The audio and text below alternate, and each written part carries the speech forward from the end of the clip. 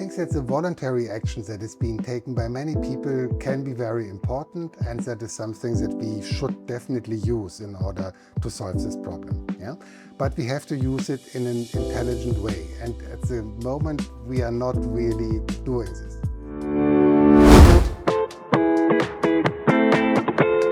Welcome back to our latest episode. Now, as many of you know, my company works super hard to try and help other companies to find profitable business models which will help us to decarbonize the planet. It's all about making doing the right thing more profitable than doing the wrong thing. And I truly believe that there is a way of changing the whole of industry, the whole of commerce, the whole of the way the world works and the way that we generate income. And we can change that into a way that is not reliant on carbon. However, I have to say, if we see what's happening, some of the trends around the world at the moment, it's been a more difficult journey than I expected. And I believe that if we can all pull together and if we all do the right thing, if we all break some of the old barriers and actually start looking at things in different ways, then we will be able to stop global warming. But that's just my assumption. And as we know, fact-based discussions are so important when it comes to climate change. And so we've come here today to somebody who can really talk about this and who spent a lot of his life thinking about the way that people earn money and also the way that people interact within economic structures. I'm here today with Professor Klaus Schmidt from Munich, and he is one of the world's most renowned economists. And Klaus, thank you so much for finding the time today. My pleasure. It'd be great if you can introduce yourself in a minute, but let's just dive into the subject first. Do you think there is a world out there where we can earn money and not be reliant on carbon? Is there a way of actually saying we can profitably stop climate change? Well, so I think that it's not going to be free to save the climate. Yeah, so it will be costly in the beginning. In the long run, it will be very profitable in the sense that we will avoid the very high costs that are coming if we don't do anything against the heating up of the planet. But in the short term, it's going to be costly. Yeah, and so this is why we need also not just the firms who have to come up with new products and to invent new technologies and so on, but also the government that provides the incentives that this is going in the right direction. And so, yes, in the long run, it's going to be very profitable if we do it, but in the short run, it will be costly. Okay, so let's maybe think about a use case that's close to my heart. I think I told you already, I'm a physicist. I understand maths, but I always thought economics is slightly different to the maths that I learned in physics. We talk a lot about probability. You guys always make sure there's some profit somewhere. But the whole fiscal system, I'll need your help today with this one. But a few years back, we actually sponsored a congress that was set up by IATA, the world's International Air Trade Association. And it was all about sustainable aviation fuel. And I remember at the time there were people there that were representing governments. There was the people who were actually flying the aeroplanes like British Airways, Lufthansa, American Airlines. Then you had people who were actually creating the sustainable aviation fuels themselves, and they had to build the refineries. And then you had the people who were building the airplanes like Airbus and Boeing. So how does that whole system work together? If you say we can't just rely on one system to do it, can we start with that use case and we can talk that through? In principle, it would be possible to produce fuel for airplanes that is carbon neutral. Yeah. So for this, we would need, for example, green hydrogen that can then be used in order to produce green kerosene. And so when the kerosene is burned, yes, there will be CO2, but on the other hand, we have saved CO2 enough beforehand so that on balance, it will be net zero. Yeah. So in principle, this is possible, but currently it's still very, very expensive. Yeah. And so I think it's very important to develop this technology, and therefore it's also good that we are forcing the airlines to have some small fraction of their fuel coming from sustainable fuel in order to drive the costs of this process down. But for a long time, this will be very costly. And if you would force the airlines to switch completely to sustainable fuel, then this would completely kill the airline industry. It would also be very inefficient because there are much cheaper ways where we can reduce carbon emissions. Yeah, so actually the airline industry is one of the most complicated cases where we can do this, and the most expensive cases.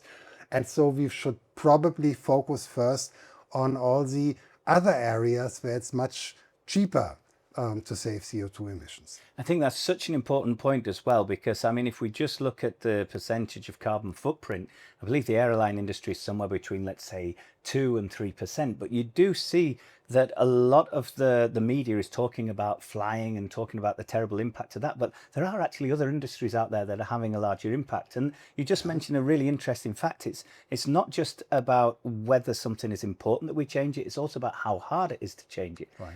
How does somebody like you actually talk about the trade-off then, about, you know, where do we find the sweet spot and where should we invest that money? So in this case, the sweet spot is actually found by a market that we have created artificially, namely the European emissions trading system. Yeah? So what Europe has done is that it says, well, we want to limit the total amount of our CO2 emissions, at least in certain sectors, and aviation is part of this. Yeah, so this is included, but also electricity generating and all the large industries are included. And so for these sectors, the total amount of emissions is fixed, and then everybody who wants to emit CO2 has to buy emission rights, yeah? Permits. And there's a market for these permits, and so if the airlines now want to fly more, they have to buy more permits, and these permits have to come from some other sectors who are now using fewer permits. And the price mechanism in this market determines that the emission permits are used in those sectors where they are most valuable and where it's cheapest, and that the emissions are reduced in those sectors where it's cheapest to do so. Yeah? It's a very sophisticated and very clever mechanism that allows us to achieve a given reduction of CO2 emissions at minimal costs. Now, Klaus, I mean, this is really getting to the point now as well. And I know this is an area that you know a lot about. To be completely honest with you, I made a conscious decision to not introduce you at the start of the podcast, because we probably have got to the end of the first episode by the time we talked about all the great things you've done. But one thing I know about you is that you're a specialist in game theory. So how people interact sociology when, depending on what kind of game criteria we have. And you were also for many years, I think for 15 years, you might have to correct me there, but for many years you were the chairman of the advisory board on climate transformation for the German government. So correct me first. I can see yes, you. I'm for about 15 years a member of the scientific advisory board for the Ministry of Economic Affairs in Germany, and there we wrote several reports on climate change. And I was the chairman of this body for 4 years. Okay. Okay. And so, you know, you had a lot to do with the whole energy transformation, also during an energy crisis. And I know you've got some strong opinions about whether we can just rely on volunteers to save the planet. And so how does that work? How do we combine policy with actually getting people to just do stuff on the ground routes? Where's the connection between that? I think that the voluntary actions that is being taken by many people can be very important, and that is something that we should definitely use in order to solve this problem. Yeah, but we have to use it in an intelligent way, and at the moment we are not really doing this. Yeah, so for example, if people do not fly within Europe, but rather takes a train, then this has no impact whatsoever on their CO2 emissions. And the reason is this emissions market that I just talked about. The total CO2 emissions in these sectors is given by the amount set by the European Union. And if I fly less, then it only means that the emission rights that have been saved by the airline industry will be sold to somebody else. And this person is buying it only because they want to pollute, because they want to emit CO2. Yeah?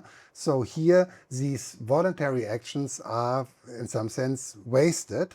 And this is a shame. So if we had a carbon tax rather than this cap and trade system that we currently have, then this problem wouldn't arise and these voluntary actions would become much more effective. Okay, so let me try and just sort of, re-quote you there to make sure I've understood. What you're saying is that the structures, the fiscal structures we have in place at the moment are actually not encouraging people to do the right thing, because the people who do the right thing are basically just making it easier for other people to do the wrong thing. Yeah. And so instead of doing that, you're an advocate to say, look, let's just put I'm going to say heavy, maybe you wouldn't use that word, but a heavy tax on carbon so that we all have an incentive to use it less. Right. So the good thing about the carbon tax is that now the amount of emissions is not fixed, but if I emit less, then this really results in the reduction of emissions, and this is something that would definitely be a good thing to have. And I think what I love about this sort of thing is where, and again, we're really sort of in game theory here, but